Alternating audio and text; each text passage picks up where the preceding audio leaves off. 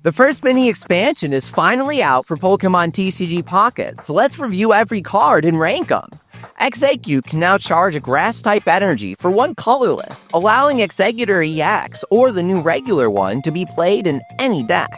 I actually like both of these cards, because you'll be dealing 140, 160 even, to a lot of EXs out there with Psychic. They're trying something different here, and the numbers aren't terrible, so I like the expanded options these cards provide.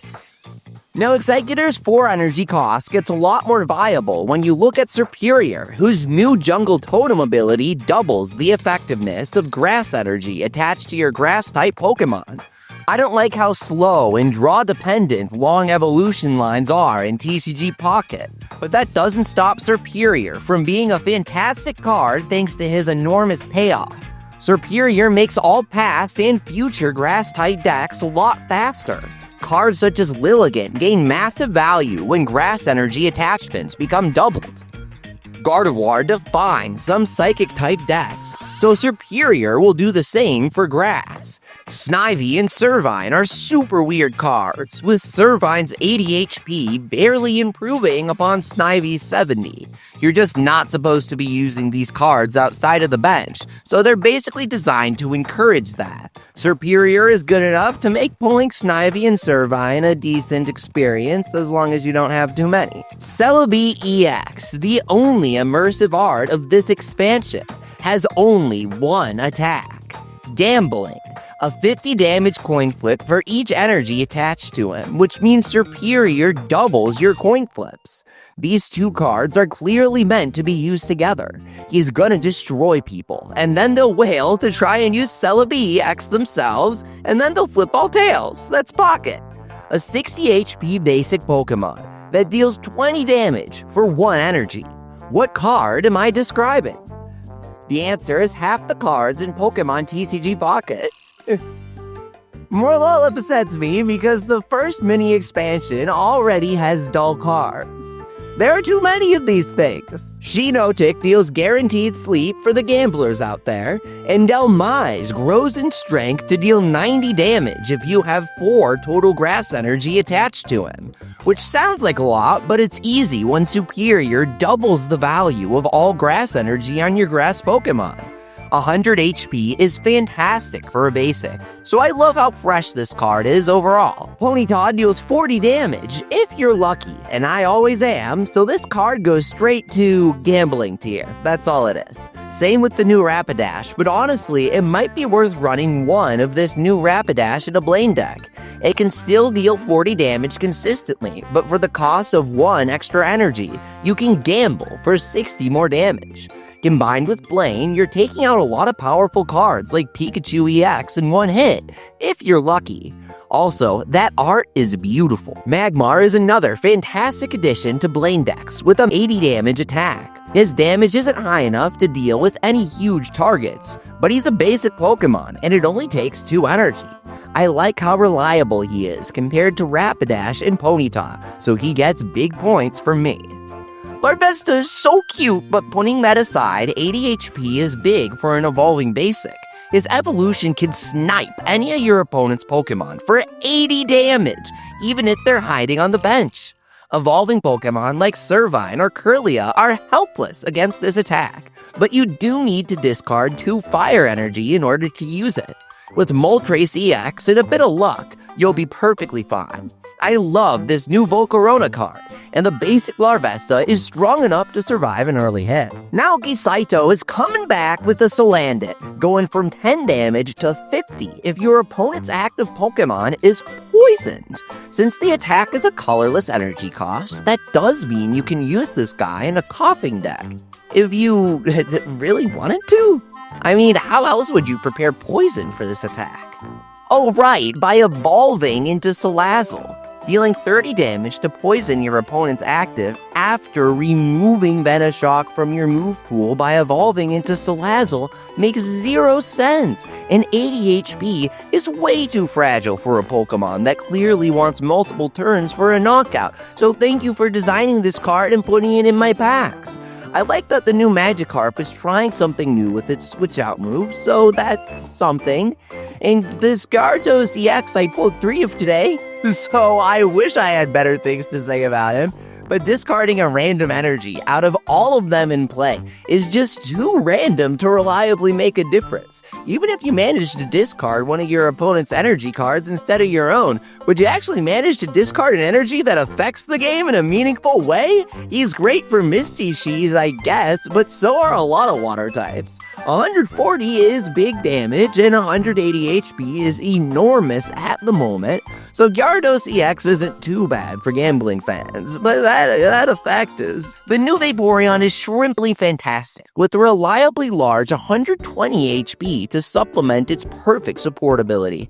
Move water energy from your benched water Pokemon to your active water Pokemon as often as you like during your turn. This lets you flexibly use Misty early on, then use X-Speed or the new Leaf card to retreat for free and transfer your energies to a new Pokemon later. 120 HP is just huge for a Stage 1 Pokemon, really just an Eevee bonus going on here. Fillerion? Lumineon is actually cool though, a Seadra that only needs 2 energy to snipe anyone for 50 damage. That's enough to KO basics like Staryu and Execute, so Lumineon could be useful depending on your deck and the decks you're seeing online at the moment. Chewtle is adorable and has that tanky sort of setup that Larvesta has, so I like this card.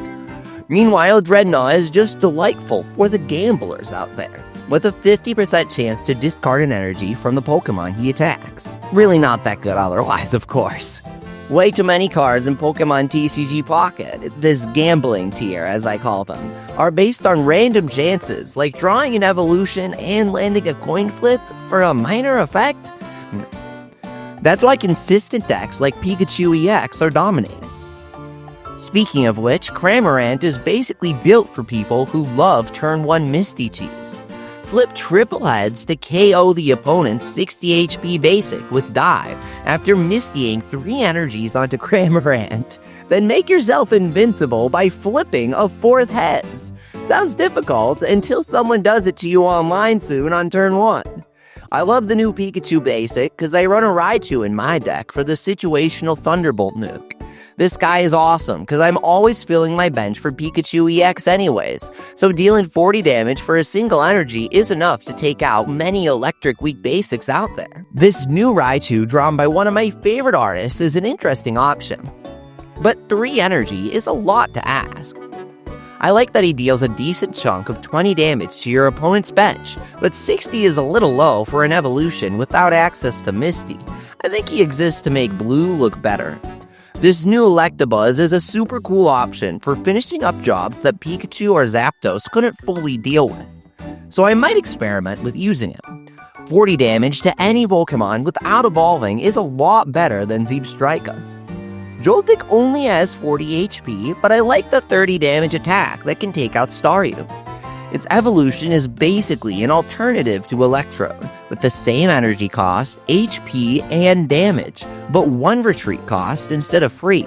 In exchange, Galvantula's attack prevents the opponent from retreating, which can be useful, but such low HP makes Galvantula a situational evolution that I personally wouldn't run.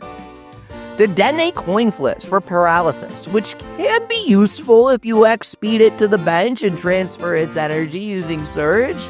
But if you miss the coin flip, that's a lot of cards for absolutely 0 payoff. I don't like this card, and I hate that it caught a full art variant.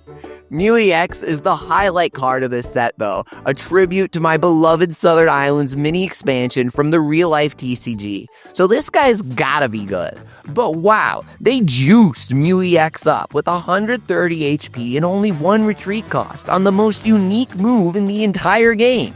Copy any of your opponent's active Pokemon's attacks without paying the cost, or only 3 colorless energy. Keep in mind, Mew EX is Psychic type, which means Gardevoir can charge Mew with extra energy.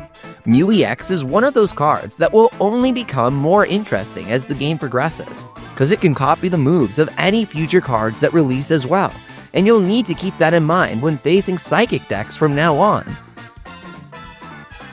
Sigilyph is awesome. I love to see a card like this in Pocket. 80 HP, and a guaranteed card draw on a card with only 1 retreat cost makes Sigilif a great option. For Mewtwo players that find their Ralts getting placed in the active spot just a little too often on turn 1. He helps you get that Gardevoir out way quicker without dying as easily as Meowth did. Stop doing this! Behemoth's okay though, dealing 50 damage for 1 energy if your opponent's bench is full. Oh, right, but you need to evolve him. And he only has 90 HP, while Vaporeon has 120. Alright.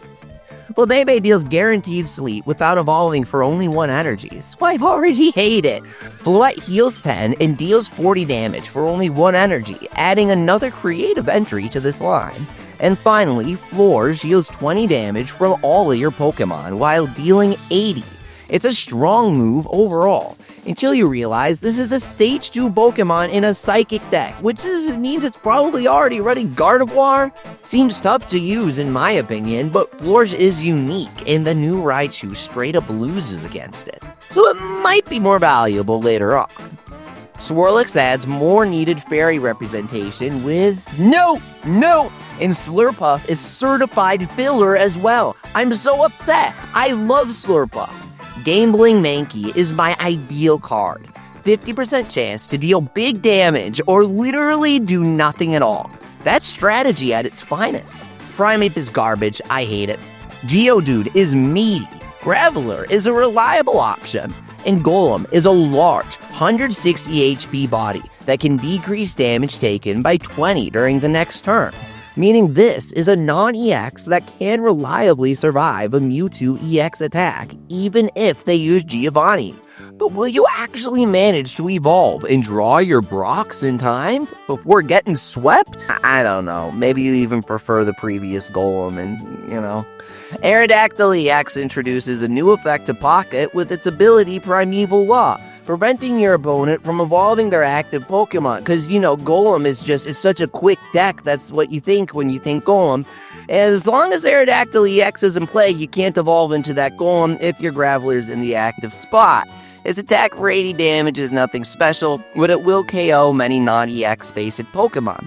There are so many good options for switching out to the bench, and evolution decks are already on the bottom anyways, so Aerodactyl and EX may not be needed at the moment, especially against opponents that, aren't brain dead and understand how to evolve on the bench and attach energies to their bench.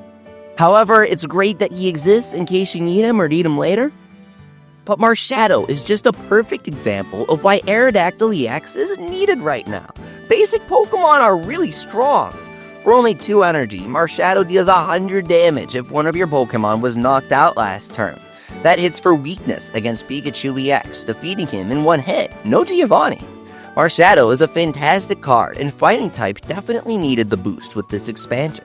Stonejourner has an enormous 120 HP on a non-EX basic Pokemon, but 3 retreat and only a single attack that requires 3 energy with no Brock compatibility makes him more of a filler gimmick than anything else. The new Coughing is amazing for poison decks as he instantly fishes out your other Coughing. Meanwhile, the new Wheezing makes it impossible to run 2 of the God Tier original Wheezing card, and its attack is entirely reliant on coin flipping? Come on, it's terrible. Purloin and Liepard are god-awful assaults on my pack hourglasses, Venipede is boring, and Whirlipede has a nice 90 HP and deals guaranteed poison for 1 energy, but sticking to 20 damage is a strange choice that prevents Whirlipede from being too great. I guess they just wanted to pretend Salazzle has a purpose. But if I want poison from a Stage 1 Dark type, I'm gonna be using the good Wheezing.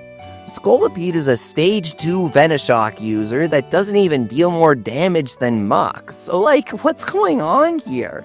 He only has 140 HP, which is 10 more than Muk? Why does this line exist when it's just a slower Muk? Where's my Dark EX card? Druddigon is the only new Dragon type, but his rough skin ability is cool to see on 100 HP basic. Druddigon deals 20 damage to any Pokemon that attacks him while he's in the active spot, which helps weaken targets while you charge an insane fire-water combo cost for only 90 damage. At least the ability's interesting. Pidgey is stupid. Pidgeotto requires 3 energy just to deal 50 damage, which is so stupid that it gives me hope double colorless energy is coming soon. And Pidgeot EX provides an interesting offensive option to decks already running the Pidgey line for the base Pidgeot. Dealing 20 more for each of your opponent's bench Pokemon on top of a base 80 damage means Pidgeot EX does hit for 150 with Giovanni, which it's actually still pretty slow. 170 HP is big, but I really expect these Stage 2 EXs to be carrying me to victory when Mewtwo EX is dealing the same amount of damage. This Pidgeot EX still has a retreat cost of 1 and no second attack. He's only here to make Mew EX look better. Why does Mew get to be so good and have a 1-cost 20 damage attack just in case he needs it? Come on. Tauros is a cool basic that can deal 120 to Pokemon EX for 3 energy, which means he takes out Mew EX with Giovanni. 3 energy is kinda slow for now, but I like that it's a fully colorless cost, so you can try using Tauros in different decks. The new Eevee has an illustration by one of my favorite Pokemon artists. Love the Mega Man Mega Mix manga series from a long time ago. And the greatest attack of all time, infinite damage. You know the guys that get 10 heads turn 1 with Misty? Prepare to take 200 damage from Eevee and deal 0 every time you use it. Chatot is fresh and fun, particularly because TCG Pocket has few drawing options around. For only 1 energy, Chatot uses your turn's attack to shuffle your hand into your deck and draw as many cards as your opponent is holding. If they can't manage to evolve, they're going to have some cards stuck in your hand, and then you can copy that. This is great for decks that need to fish out evolutions or other valuable cards that can't be searched by other means at the moment. But it does use a full turn, and he only has 60 HP, so watch out. You might give up a free point there. Old Amber is identical to the one in the other packs, so it's only here to make your life difficult. Mythical Slab, though, it's amazing! Psychic is so reliant on Gardevoir that it's a weakness, and this card exists purely to go try and fish out your Psychic Pokemon cards. Everyone is going to be running this card now, and they always make the trainers 2 diamonds instead of 1, which is the worst. It's ridiculously difficult to pull them. Don't be ashamed to use your pack points on this card. It's amazing, and you want to. Pokemon Flute is curious when combined with cards like Pidgeot that gain damage when your opponent's bench is full, which is new in this mini expansion. Or Big Tree Bell, which pulls up a Pokemon from the bench of your choice. If your opponent's bench is completely empty and you only need 1 point, Pokemon Flute and Sabrina can combine to give you an easy win. I love the potential plays this card introduces. Lots of new scenarios from this card. Blue is sort of a reverse Giovanni, but you gotta use him preemptively, which means he has a high chance of doing nothing. If your deck has a Pokemon that truly benefits from this effect of taking less damage next turn, that's great. I especially love how he guards all of your Pokemon, meaning Articuno and Raichu are countered by it. But you might have more valuable uses for your supporter that turn, like, good gravy, what is that? Buddy Expeditioner is just ridiculous. Mew EX is desperate for attention this set, with a supporter entirely dedicated to scooping that card up. I guess this will be useful if we ever get another Mew EX as well. It's so stupid this card exists, it's so specific, just the definition of baiting people to pay to win. This card is easier to obtain than Mew EX itself, so a lot of people will pull this and feel like they want Mew EX more after getting it, especially if they get the fancy full art from Budding Expeditioner. Leaf is super cool to see. I love how she gets plenty of attention these days. She makes a lot of heavy retreat decks like Melmetal more flexible by reducing retreat costs by 2 here. But the effect is too niche right now to get hyped over when X-Speed exists. I like this card, I like that it exists, but so many OP cards have undercosted retreats already, so I'm not certain she's necessary right now. And she uses your supporter for the turn, so you might be able to get away with running X-Speed. And that's it! Subscribe and leave a like if you like this video, and comment letting me know how your pulls went. Gambling is gonna take over, I mean, it was already dominant, but with this Eevee and the Celebi, I think a lot more people are gonna get very frustrated with coin flip decks, and I'm definitely looking forward to seeing it.